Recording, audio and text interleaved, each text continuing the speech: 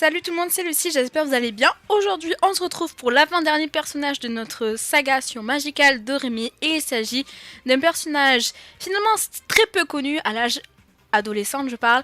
Il s'agit de Flora. Donc attention, il va y avoir des spoils et moi je vous dis, c'est parti.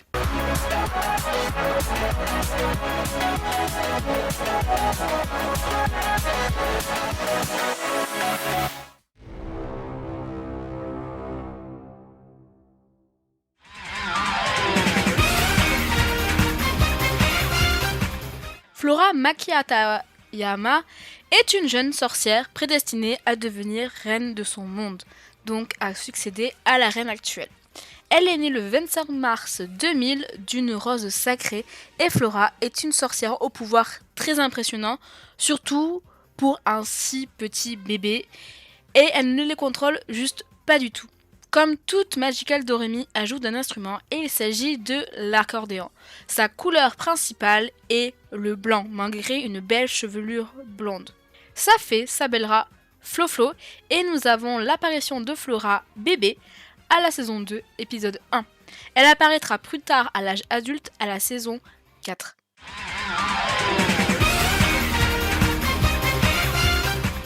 Flora est un bébé ou une adolescente à la peau très claire avec des grands yeux brillants couleur caramel orange et elle a de très beaux cheveux blonds clairs qui sont donc très longs quand elle est adolescente, qu'elle attache en deux couettes avec des chouchous roses munis d'ailes magnifiques blanches.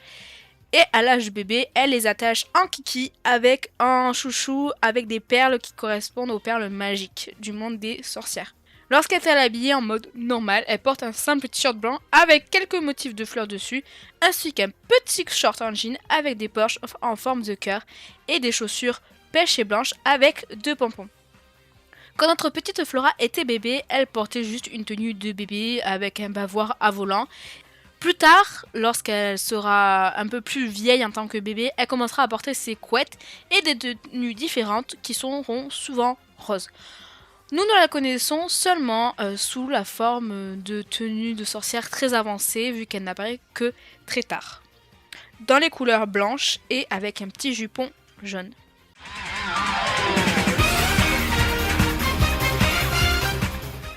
Mais elle est quand même dotée d'un fort tempérament même dès son plus jeune âge. Et elle se révèle être un combat quotidien pour être élevée. Elle est assez capricieuse et colorique. Donc elle fait passer énormément de nuits blanches à Maggie Gris et à Lala, qui utilisent régulièrement ses puissants pouvoirs magiques. Donc ça crée énormément de soucis. Et donc le but c'est de cacher les pouvoirs de Flora au monde des humains. Donc c'est un peu compliqué. Mais malgré son petit caractère et petite râleuse comme elle est, Flora se révèle aussi être un bébé très éveillé pour son âge et très souriante, la rendant alors très attachante, même lorsqu'elle deviendra plus grande. On va pas se mentir, on a déjà tous fait « Oh !» devant notre petite Flora.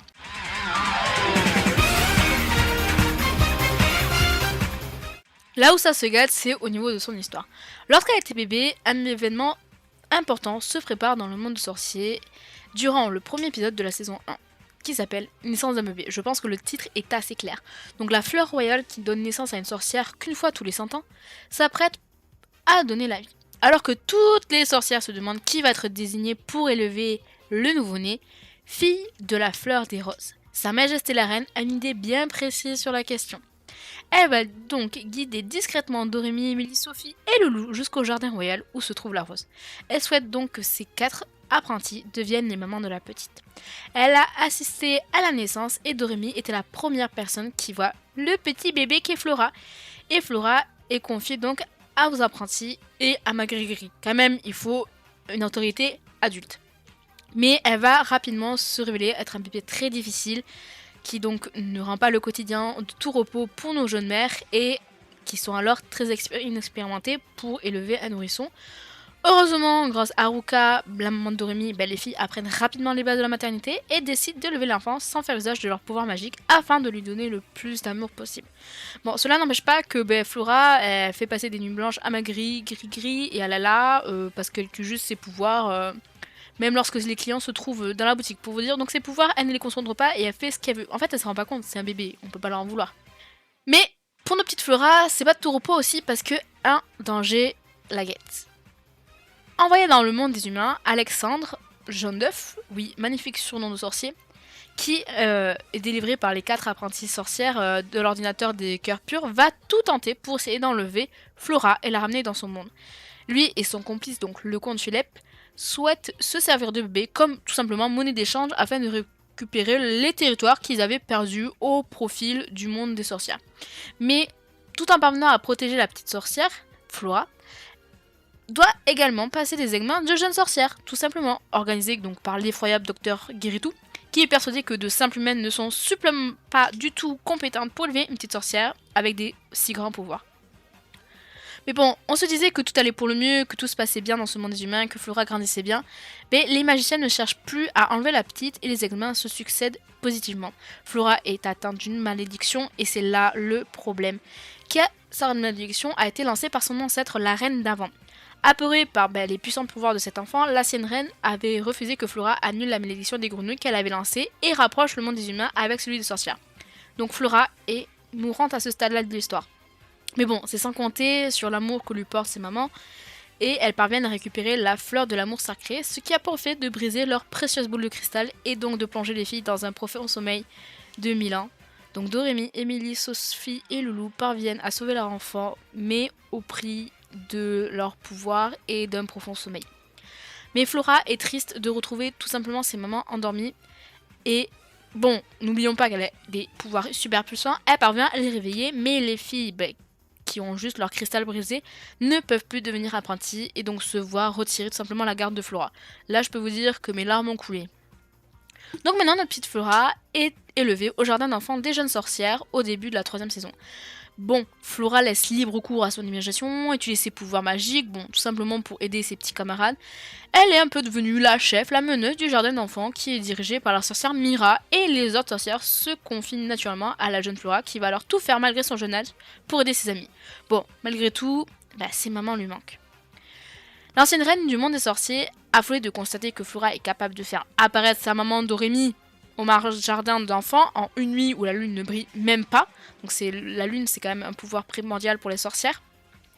Elle lance une nouvelle malédiction, oui, tout simplement parce qu'un bébé n'a jamais assez de malédiction, n'est-ce pas? Et donc maintenant elle est atteinte de la malédiction des légumes. Donc nourriture indispensable au bon développement d'une jeune sorcière, sans quoi elle risque de perdre ses pouvoirs.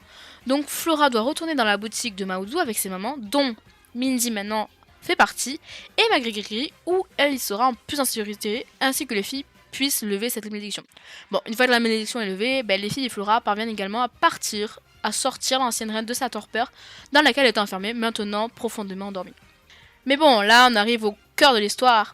Mais Flora se voit de nouveau retourner du coup au jardin d'enfants au début de la saison 4 et elle refuse tout simplement de rester là-bas. Elle veut à tout prix aller à l'école avec ses mamans, donc elle va utiliser un super pouvoir qui va lui permettre de grandir extrêmement rapidement. Donc maintenant elle possède une petite corps d'une fillette de 11 ans et elle se sauve alors du jardin et se rend dans les mondes des humains afin de tout simplement faire la rentrée des classes avec ses mamans. Mais bon, cette utilisation trop intense de la magie lui coûte la perte de sa précieuse boule de cristal qui s'est brisée lors de la transformation en adolescente. Sans boule de cristal, Flora ne peut plus être sorcière et ne peut plus prétendre au titre de reine du monde des sorcières. Bon, lorsque sa majesté lui rend visite au magasin, Flora s'inquiète d'être réprimandée pour ce qu'elle a fait, mais la reine ne se fâche pas. Elle profite tout simplement de la situation pour que Flora vive au milieu des humains durant une année. Donc elle propose alors à la fillette de devenir une apprentie sorcière et de lui offrir des morceaux de son propre cristal lorsqu'elle réussit tous ses examens, dans le but de reconstruire un cristal. Maintenant, elle est devenue apprentie sorcière et élève dans la même classe que Dorémy et Mandy. Flora, donc, elle est confrontée quand même à quelques difficultés. Bon, même si elle a l'apparence de fillette, on va pas se mentir, elle a gardé le mental de son enfant, elle a grandi beaucoup trop vite, donc elle n'a pas pris la maturité. Donc elle ne sait ni lire, ni écrire, ni compter, et encore moins se comporter bien en classe. Bon, heureusement, Flora apprend très vite et rattrape rapidement son retard grâce, notamment à l'aide de sa précieuse grande sœur, Bibi. Elle est quand même jugée parfois un peu étrange par ses camarades, et en fait, elle se révèle être aussi gaffeuse que sa maman Dorémy, bien qu'elle s'excuse à chaque fois. Du côté du monde magique, l'ancienne reine plonge petit à petit dans tout le royaume des sorcières dans une profonde tristesse, puis le monde des magiciens, avant de s'attaquer au monde des humains. Les filles, en lui rappelant de bons souvenirs, parviennent à la réveiller. Mais Flora, au cours de cette mission, se lie d'amitié avec un jeune éléphant du nom de Paola, éléphant qui a le pouvoir de repousser la tristesse de l'ancienne reine, avec qui elle parvient à jouer de l'accordéon.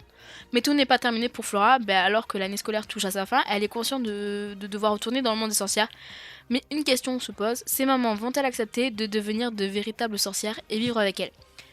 Malheureusement, on sait tous comment ça finit. Elle ne repartira pas avec ses mamans, mais je peux comprendre que ça a dû être dur à vivre.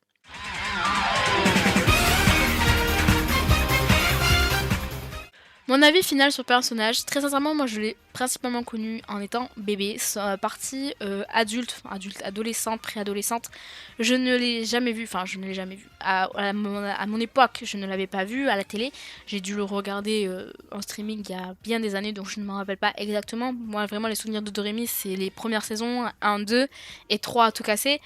Donc Flora, préadolescente, je ne connaissais pas, même si j'ai eu des extraits, etc. Donc c'est un personnage vraiment juste trop mignon quand elle est bébé, elle fait plein de bêtises et elle a permis pas mal d'épisodes très intéressants et qui a permis le développement de beaucoup de tous nos personnages préférés. Donc c'est un personnage qui a apporté beaucoup à l'anime je trouve et qui malheureusement n'a pas eu la happy ending qu'elle aurait voulu, mais je pense qu'elle peut comprendre même si elle reste encore un bébé.